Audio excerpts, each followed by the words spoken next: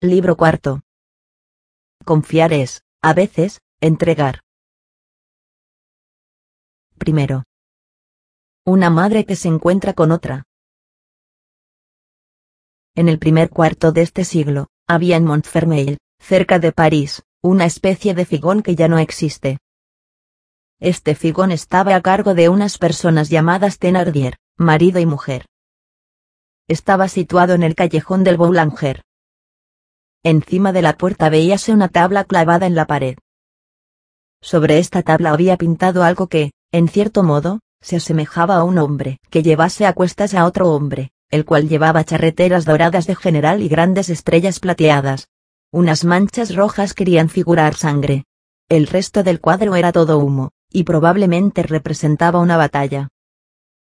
Debajo se leía esta inscripción: Taberna del Sargento de Waterloo. Nada más frecuente que ver un chirrión o una carreta a la puerta de un albergue.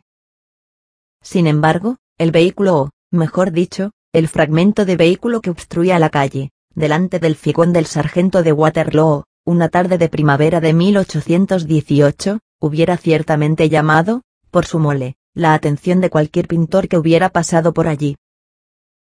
Era el avant-train de uno de esos carretones que se usan en las regiones boscosas y que sirven para carrear los maderos y los troncos de árboles. Componíase de un eje macizo de hierro, con un pivote, en el cual encajaba una pesada lanza, y que estaba sostenido por dos ruedas desmesuradas. Todo este conjunto era mazacotado, aplastante y deforme, como hubiera podido serlo el afuste de un cañón gigante. Los caminos habían dado a las ruedas, a las llantas, a los cubos, al eje y a la lanza de aquel armatoste, una capa de lodo, sucio, estucado, amarillento, muy parecido al que de buen grado se empleó para adornar las catedrales. La madera desaparecía bajo el barro y el hierro bajo el moho.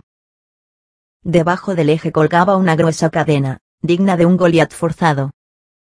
Aquella cadena hacía pensar, no en las vigas a cuyo transporte estaba destinada, sino en los mastodontes y mamuts que hubieran podido arrastrarla.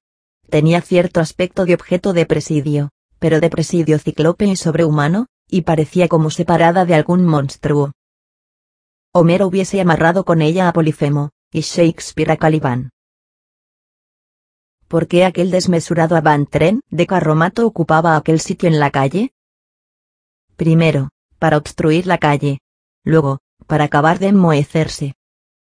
En el viejo orden social hay una multitud de instituciones que se encuentran del mismo modo a cielo descubierto, y que tampoco tienen otras razones para estar allí. El centro de la cadena colgaba del eje bastante cerca del suelo, y en su curvatura, como sobre la cuerda de un columpio, estaban sentadas y agrupadas aquella tarde, en una exquisita unión, dos tiernas niñas, la una de unos 2 años y medio y la otra de 18 meses. La más pequeña en brazos de la mayor. Un pañuelo sabiamente anudado impedía que se cayesen. Una madre había visto aquella espantosa cadena y había pensado: vaya. He aquí un buen entretenimiento para mis niñas. Las dos pequeñas, por lo demás, graciosamente ataviadas, hasta con cierta afectación, resplandecían, por decirlo así. Eran como dos rosas entre el hierro viejo. Sus ojos eran un triunfo, sus frescas mejillas sonreían. Una de las niñas era trigueña, la otra era morena. Sus inocentes rostros eran dos asombros encantadores. Un zarzal florido que había cerca de allí enviaba a los transeúntes perfumes que parecían proceder de ellas. La de 18 meses enseñaba su lindo vientre desnudo, con la casta indecencia de la infancia. Por encima y alrededor de aquellas cabezas delicadas, sumidas en la felicidad e inundadas de luz, el gigantesco avant-train, negro por el moho, casi terrible, todo lleno de nudos y de ángulos terribles, se redondeaba como la boca de una caverna. A pocos pasos, recostada sobre el umbral del albergue, la madre, mujer de poco agradable aspecto, pero conmovedora en aquel instante, balanceaba a las dos niñas por medio de una larga cuerda, protegiéndolas con su mirada, temerosa de un accidente, con esa expresión animal y celeste propia de la maternidad. A cada vaivén, Los horribles anillos despedían un estridente sonido que parecía un grito de cólera. Las niñas se extasiaban. El sol poniente participaba en aquella alegría, y nada tan hermoso como aquel capricho del azar, que había hecho de una cadena de titanes un columpio de querubines. Al mismo tiempo que mecía a sus hijas, la madre canturreaba, en voz de falsete, una canción entonces célebre. Preciso es, decía un guerrero. Su canción y la contemplación de sus hijas le impedían oír y ver lo que pasaba en la calle.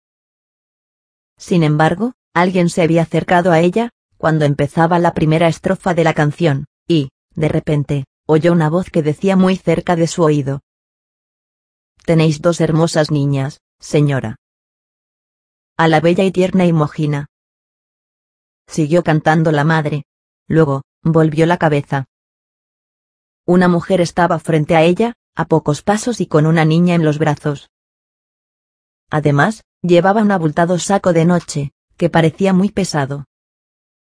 La niña de aquella mujer era uno de los seres más divinos que puedan verse. Era una niña de 2 o 3 años. Por la coquetería de su adorno, hubiera podido competir con las otras niñas. Llevaba una capotita de lienzo fino, cintas en la chambra y puntillas en la gorrita. El pliegue de su falda levantada dejaba ver su muslo blanco, apretado y firme. Era admirablemente sonrosada y bien hecha. La hermosa pequeña inspiraba deseos de morder en las manzanas de sus mejillas. Nada podía decirse de sus ojos, sino que debían ser muy grandes y que tenían magníficas pestañas. Estaba dormida. Dormía con ese sueño de absoluta confianza propia de su edad. Los brazos de las madres están hechos de ternura, los niños se duermen en ellos profundamente. En cuanto a la madre, su aspecto era pobre y triste. Tenía el porte de una obrera que tiende a convertirse en aldeana. Era joven. ¿Era hermosa? Quizá. Pero con aquel porte no lo parecía. Sus cabellos, de los que se escapaba un mechón rubio, parecían muy espesos, pero se ocultaban severamente debajo de una toca de beata, fea, apretada, estrecha y anudada debajo de la barbilla. La risa muestra los dientes hermosos, cuando se tienen. Pero aquella mujer no reía. Sus ojos no parecían estar secos desde hacía mucho tiempo. Estaba pálida. Tenía el aspecto cansado y algo enfermizo. Miraba a su hija, dormida en sus brazos, con ese aire particular de una madre que ha criado a su hijo. Un ancho pañuelo azul, parecido a los que usan los inválidos, dolado en forma de pañoleta, ocultaba pesadamente su talle. Tenía las manos bronceadas y salpicadas de manchas rojizas, el índice endurecido y agrietado por la aguja. Llevaba un mantón negro de lana tosca y gruesos zapatos. Era Fantine. Era Fantine. Se la reconocía con dificultad. Sin embargo, examinándola con atención, se descubría siempre su hermosura. Un pliegue triste, que parecía un principio de ironía, arrugaba su mejilla derecha. En cuanto a su traje, aquel traje aéreo de muselina y de música, lleno de cascabeles y perfumado de lilas, se había desvanecido como la hermosa escarcha que parece un manto de diamantes a la luz del sol, pero que al deshacerse, deja enteramente negra la rama en que se posaba. Habían transcurrido 10 meses desde la famosa sorpresa. ¿Qué había sucedido durante aquellos 10 meses? Fácil es adivinarlo. Después del abandono, la miseria, Fantine había perdido inmediatamente de vista a Favorite, Zéfina y Dalia. El lazo, una vez roto por el lado de los hombres, se había deshecho por el de las mujeres. 15 días después, si se les hubiera dicho que eran amigas, se habrían asombrado mucho. Aquello no tenía razón de ser. Fantine había quedado sola. Abandonada por el padre de su hija. Ay, estas rupturas son irrevocables. Se encontró absolutamente aislada, con el hábito del trabajo de menos y la afición al placer de más. Arrastrada, por sus relaciones con Toulonges, a desdeñar el oficio que sabía, había descuidado sus medios de trabajo y todas las puertas se le cerraron. No le quedó ningún recurso. Fantine apenas sabía leer y no sabía escribir. Únicamente le habían enseñado, en su infancia, a escribir su nombre. Había hecho escribir, por un memorialista, una carta para Tolonges, después otra, y luego una tercera. Tolonges no había contestado a ninguna. Un día, Fantine oyó decir a unas comadres, mirando a su hija: ¿por ventura se toma en serio a estos niños? El que los engendra se encoge de hombros. Entonces pensó que Tolonges se encogería de hombros cuando oyera hablar de su hija, y que no tomaría en serio a aquel ser inocente. Y su corazón se puso sombrío para todo cuanto se relacionara con aquel hombre. Pero, ¿qué partido tomar? Ya no sabía a quién acudir. Había cometido una falta, pero el fondo de su naturaleza, según puede recordarse, era pudor y virtud. Sintió confusamente que estaba en vísperas de caer en el abatimiento y de resbalar hasta el abismo. Era preciso tener valor. Lo tuvo, y se irguió de nuevo. Se le ocurrió la idea de regresar a su pueblo natal, a Montreuil-sur-Mer. Allí quizás alguien la conocería y le daría trabajo. Sí. Pero sería preciso esconder su falta. Y entreveía confusamente la necesidad de una separación más dolorosa aún que la primera. Su corazón se sintió oprimido, pero tomó su resolución. Fantine tenía, como se verá, el feroz valor de la vida. Valientemente, había renunciado ya a las galas. Se había vestido de percal y puesto sus sedas, sus vestidos, sus cintas y sus puntillas en su hija, única vanidad que le quedaba. Bien santa, por cierto. Vendió todo lo que tenía, lo cual le produjo 200 francos.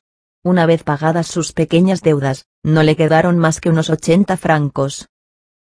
A los 22 años, en una hermosa mañana de primavera, abandonó París, llevando a su hija sobre su espalda. Cualquiera que las hubiese visto pasar a las dos, hubiera sentido piedad de ellas. Aquella mujer no tenía en el mundo nada más que esa niña, y esa niña no tenía en el mundo más que a esa mujer. Fantine había criado a su hija. Aquello le había fatigado el pecho, por lo cual tosía un poco. No volveremos a tener ocasión de hablar del señor Félix Tolonges. Limitémonos a decir que 20 años más tarde, en tiempos del rey Luis Felipe, era un robusto abogado de provincias, influyente y rico, elector prudente y jurado severísimo. Siempre hombre alegre. Hacia la mitad del día, después de haber descansado de cuando en cuando, mediante 3 o 4 sueldos por legua, en lo que entonces se llamaban pequeños coches de los alrededores de París, Fantine se encontró en Montfermeil, en la callejuela del Boulanger. Al pasar por delante de la austeria Thénardier, las dos niñas, tan contentas en su columpio monstruoso, habían sido para ella una especie de deslumbramiento, y se detuvo ante aquella visión de alegría. Existen hechizos. Aquellas dos niñas lo fueron para aquella mujer. Contemplábalas, conmovida. La presencia de los ángeles es un anuncio del paraíso. Creyó ver, por encima de aquella hostería, el misterioso aquí de la providencia. Aquellas dos pequeñas parecían tan felices. Las contemplaba, las admiraba tan enternecida que, al tomar la madre aliento entre dos versos de su canción, no pudo por menos que decirle las palabras que se acaban de leer. Tenéis dos hermosas niñas, señora. Las criaturas más feroces se sienten desarmadas cuando se acaricia a sus hijos. La madre levantó la cabeza y dio las gracias e hizo sentar a la transeúnte en el banco junto a la puerta, permaneciendo ella sobre el umbral. Las dos mujeres charlaron. Me llamo Thénardier, dijo la madre de las dos pequeñas. Tenemos esta hostería. Después, siempre con su canción, añadió entre dientes. Preciso es, soy caballero. Y parto hacia Palestina. Era la señora Thénardier una mujer colorada, robusta, angulosa. El tipo de la mujer soldado en toda su decadencia. Y, cosa extraña, con un aire sentimental, que debía a sus lecturas novelescas. Era una melindrosa hombruna. Las antiguas novelas que se han incrustado en la imaginación de las bodegoneras producen este efecto. Era joven aún. Apenas tendría 30 años. Si esta mujer, que estaba acurrucada, se hubiese mantenido derecha, acaso su alta estatura y su aspecto de coloso ambulante, propio de las ferias, habrían asustado a la viajera, turbado su confianza y desvanecido todo lo que tenemos que referir. Una persona que está sentada en lugar de estar de pie, aun a esto se vale el destino. La viajera contó su historia, un poco modificada. Que era obrera, que su marido había muerto, que careciendo de trabajo en París, iba a buscarlo fuera, a su tierra. Que había dejado París aquella misma mañana, a pie. Que, como llevaba a su hija, se sentía cansada y, habiendo encontrado el coche de Villemomble, había subido a él, que de Villemomble a Montfermeil había venido a pie. Que la niña había andado un poco, pero no mucho, porque era muy pequeñita, y había tenido que cogerla en brazos, y la joya se había dormido. Y, al decir estas palabras, dio a su hija un apasionado beso que la despertó. La niña abrió los ojos, unos grandes ojos azules como los de su madre, y miró. ¿Qué? Nada, todo, con ese aire serio y algunas veces severo de los niños, que es un misterio de su luminosa inocencia ante nuestros crepúsculos de virtudes. Se diría que se sienten ángeles y nos saben humanos. Luego, la niña se puso a reír y, aunque la madre trató de detenerla, saltó al suelo con la indomable energía de un pequeño ser que quiere correr. De repente, descubrió a las otras dos sobre el columpio, se detuvo súbitamente, y sacó la lengua en señal de admiración. La Thénardier desató a sus hijas, las hizo bajar del columpio y dijo: «Jugad las tres juntas». Estas edades se familiarizan prontamente y, al cabo de un minuto, las pequeñas Thénardier jugaban con la recién llegada, haciendo agujeros en el suelo, placer inmenso. La recién llegada era muy alegre. La bondad de la madre se halla escrita en la alegría del crío. Había cogido un palito de madera, que le servía de pala, y cavaba enérgicamente una fosa grande como para una mosca. Lo que hace un enterrador viene a ser cosa de risa hecho por un niño. Las dos mujeres seguían charlando. ¿Cómo se llama vuestra pequeña? Cosette. Léase Eufrasie, no Cosette. La pequeña se llamaba Eufrasie. Pero de Eufrasie la madre había hecho Cosette, con ese dulce instinto de las madres y del pueblo, que cambia Josefa en Pepita, y François en Sillette. Es este un género de derivados que confunde y desconcierta toda la ciencia de los etimologistas. Hemos conocido a una abuela que, del nombre de Theodore, llegó a formar el Denon. ¿Qué edad tiene? Va para 3 años. Lo mismo que mi niña mayor. Mientras tanto, las tres criaturas se habían agrupado, en una actitud de profunda ansiedad y de beatitud. Habíase verificado un acontecimiento. Un gran gusano acababa de salir de la tierra, y estaban en éxtasis. Sus frentes radiantes se tocaban. Parecían 3 cabezas en una aureola. «Lo que son los niños», exclamó la Thénardier, «cualquiera que las viera, diría que son 3 hermanas». Esta palabra fue la chispa que probablemente estaba esperando la otra madre. Cogió la mano de la Thénardier, miró fijamente a esta y le dijo: «¿Queréis tenerme a mi niña?». La Thénardier tuvo uno de estos movimientos de sorpresa, que no son ni asentimiento ni negativa.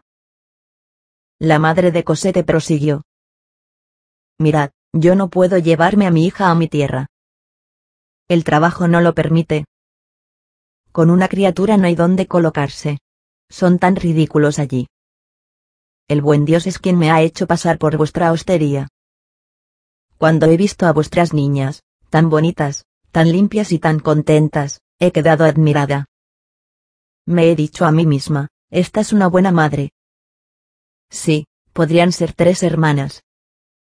Además, yo no tardaré mucho en volver. ¿Queréis guardarme a mi niña?». «Veremos», dijo la Thénardier. «Pagaré 6 francos al mes». Entonces, una voz de hombre gritó, desde el interior del figón: «No puede ser menos de 7 francos. Y con 6 meses pagados por adelantado». «6 veces 7, 42», añadió la Thénardier. «Los daré», respondió la madre. «Y, además, 15 francos para los primeros gastos», añadió la voz de hombre. «Total, 57 francos», dijo la señora Thénardier. y, entre cifras y cifras, canturreaba vagamente. Preciso es, decía un guerrero. Los daré, dijo la madre, tengo 80 francos. Yendo a pie, me quedará con que llegar a mi tierra. Allí ganaré dinero y, tan pronto como logre reunir un poco, volveré a buscar a mi amor. La voz de hombre, repuso. Y la niña, tiene equipo. Es mi marido, aclaró la Thénardier. Vaya si tiene equipo, mi pobre tesoro. Suponía que era vuestro marido. Y un hermoso equipo, un equipo desmedido. Todo por docenas. Y trajes de seda, como una dama. Ahí lo tengo, en mi saco de noche. Tendrá que dejárselo, continuó la voz del hombre. Claro que lo dejaré, dijo la madre. Sería gracioso que dejase a mi hija desnuda. Entonces apareció el rostro del amo. Está bien, dijo. El trato quedó cerrado. La madre pasó la noche en la hostería, entregó el dinero y dejó a su hija. Ató de nuevo su saco de noche, desprovisto ya del equipo, y partió a la mañana siguiente, calculando regresar pronto.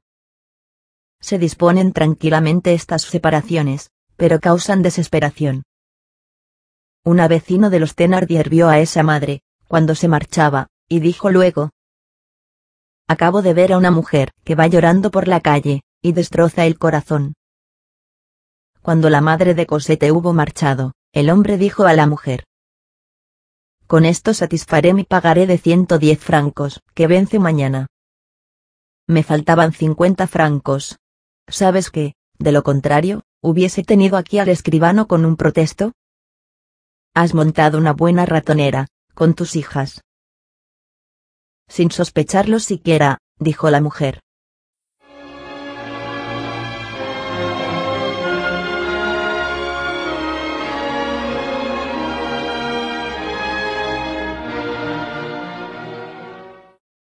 Libro cuarto.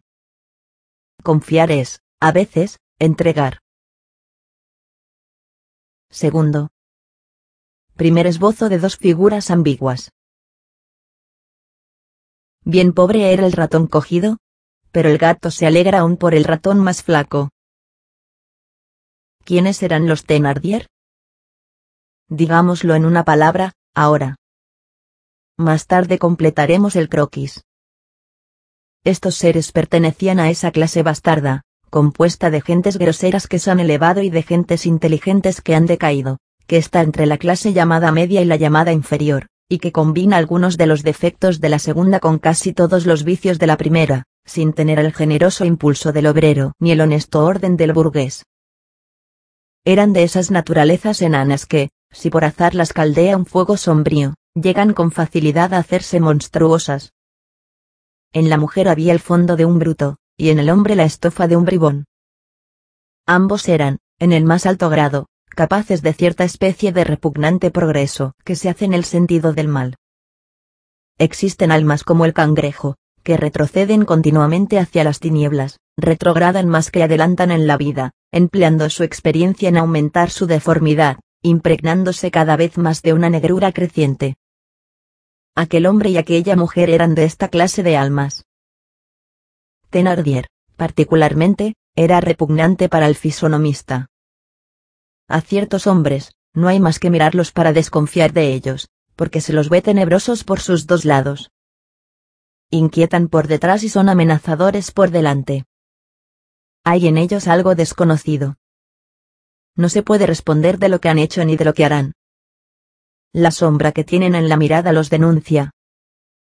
Con oírlos pronunciar una palabra, o con verlos hacer un gesto, se entreven sombríos secretos en su pasado y sombríos misterios en su porvenir. El tal Thénardier, de creer lo que decía, había sido soldado. Sargento según afirmaba. Probablemente, había hecho la campaña de 1815, e incluso se había comportado bastante valientemente, según parece. Después veremos lo que en esto había de cierto. La enseña de su figón era una alusión a uno de sus hechos de armas. La había pintado él mismo, porque sabía hacer un poco de todo. Por supuesto, mal. Era la época en que la antigua novela clásica, que después de haber sido Clelia, no era más que Lodoiska, siempre noble, pero cada vez más vulgar, después de caer de Scuderi a Barthélemy Adot, y de Madame de Lafayette a Madame Bournon Malarme, incendiaba el alma amante de las porteras de París, y tal vez arrastraba un poco a los arrabales. La Thénardier era justo lo suficientemente inteligente como para leer tal especie de libros. Se alimentaba de ellos. Ahogaba en ellos el poco seso que tenía. Aquello le había dado, mientras fue joven, e incluso un poco más tarde, una especie de aire pensativo respecto a su marido, pícaro de cierta profundidad, rufián letrado, menos en gramática, grosero y fino al mismo tiempo, pero que, en punto sentimentalismo, leía a Pigault Lebrun, y para todo lo que toca al sexo, como decía en su jerga, era un alcaraván perfecto y sin mezcla. Su mujer tenía como 12 o 15 años menos que él. Más tarde, cuando los cabellos novelescamente llorones comenzaron a blanquear, cuando la mejera se desprendió de la Pamela, la Thénardier no fue más que una gruesa y mala mujer que había saboreado estúpidas novelas. Pero no se leen necedades impunemente, y de aquella lectura resultó que su hija mayor se llamó Eponine. En cuanto a la menor, la pobre niña estuvo a punto de llamarse Gulnare. Aunque gracias a no sé qué feliz diversión producida por una novela de Ducray Duminil, no llegó a llamarse más que Azelma. Por lo demás, dicho sea de paso, todo no es ridículo y superficial en esta curiosa época a la cual aludimos aquí, y a la que podríamos llamar la de la anarquía de los nombres de pila. Al lado del elemento novelesco, que acabamos de indicar, se halla el síntoma social. No es nada raro, hoy, que un zagal boyero se llame Arthur, Alfredo Alphonse, y que un vizconde, si aún existen vizcondes, se llame Thomas, Pierre o Jacques. Esta dislocación, que pone el nombre elegante al plebeyo, y el nombre campesino al aristócrata, no es otra cosa que un remolino de igualdad. La irresistible penetración del soplo nuevo se ve en esto, como en todo. Bajo esta discordancia aparente, hay una cosa grande y profunda, la Revolución Francesa.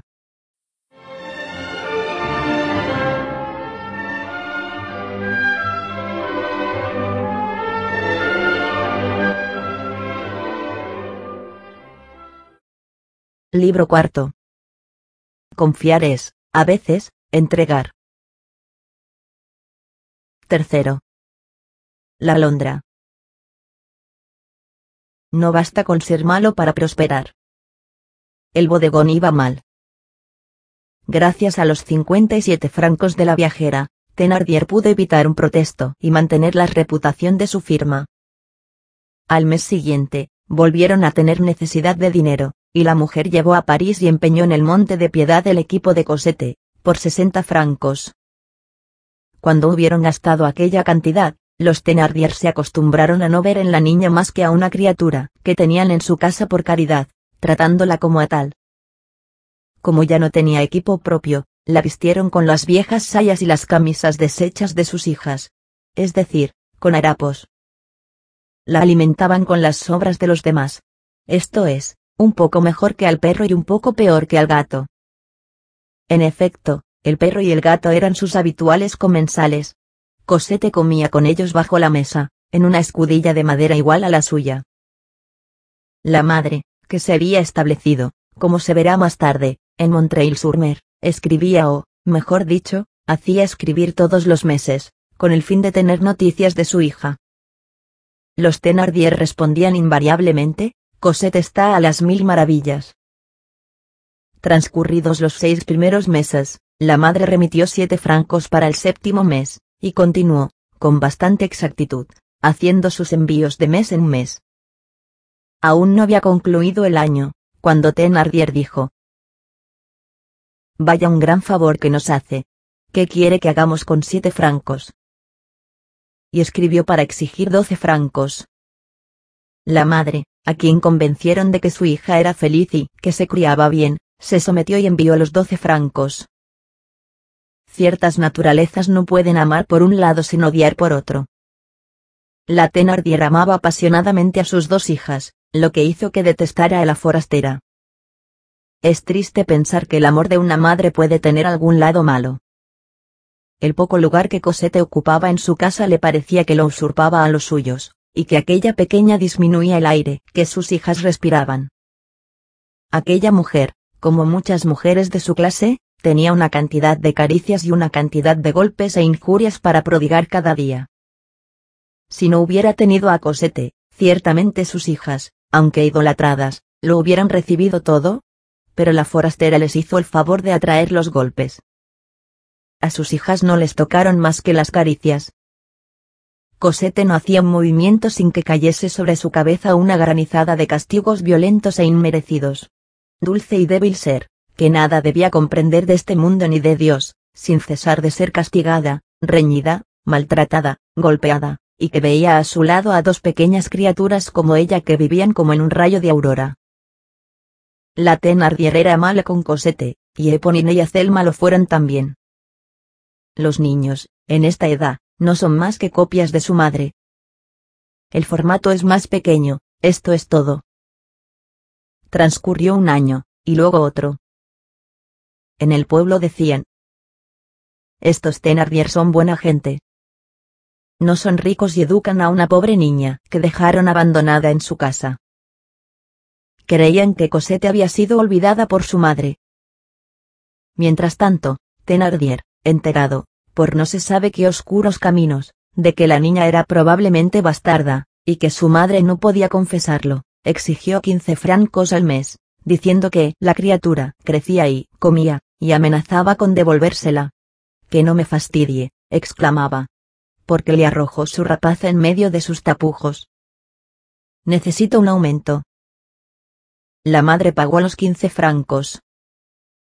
De año en año, la niña crecía, y su miseria también. Mientras Cosette era pequeñita, fue la víctima de las otras dos niñas. Pero, desde que empezó a desarrollarse un poco, es decir, aún antes de cumplir los 5 años, se convirtió en la criada de la casa. A los 5 años, se dirá, esto es inverosímil. Pero, ay, es cierto. El sufrimiento social empieza a cualquier edad. ¿No hemos visto, hace poco, el proceso de un tal Dumoulin, huérfano convertido en bandido que, desde la edad de 5 años, dicen los documentos oficiales, encontrándose solo en el mundo, trabajaba para vivir y robaba? Obligaron a Cosette a hacer los recados, a barrer las habitaciones, el patio, la calle, a fregar la vajilla, y hasta a llevar fardos. Los Thénardier se creyeron tanto más autorizados para proceder de este modo cuanto que la madre de la niña, que estaba todavía en Montreuil-sur-Mer, empezó a pagar mal, dejando pasar algunos meses al descubierto. Si aquella madre hubiese vuelto a Montfermeil al cabo de estos 3 años, no hubiera reconocido a su hija. Cosette, tan bonita y tan fresca cuando llegó a aquella casa, estaba entonces flaca y pálida. Tenía, además, cierto aire de desconfianza. «Cazurra», decían los Thénardier. La injusticia la había hecho arisca, y la miseria, fea. No le quedaban más que sus hermosos ojos, que causaban lástima, porque, siendo muy grandes, parecía que en ellos se veía mayor cantidad de tristeza. Lástima daba ver, en invierno, a aquella pobre niña, que no tenía aún 6 años, tiritando bajo los viejos harapos de percal agujereados, barrer la calle antes de que despuntara el día, con una enorme escoba en sus pequeñas manos amoratadas, y una lágrima en sus grandes ojos. En el lugar la llamaban la Alondra. El pueblo, que gusta de las imágenes, se complacía en dar este nombre a aquel pequeño ser, no mayor que un pájaro, que temblaba, se asustaba y tiritaba, despierto el primero cada mañana en la casa y en la aldea, siempre en la calle y en los campos antes del alba. Solo que la pobre Alondra no cantaba nunca.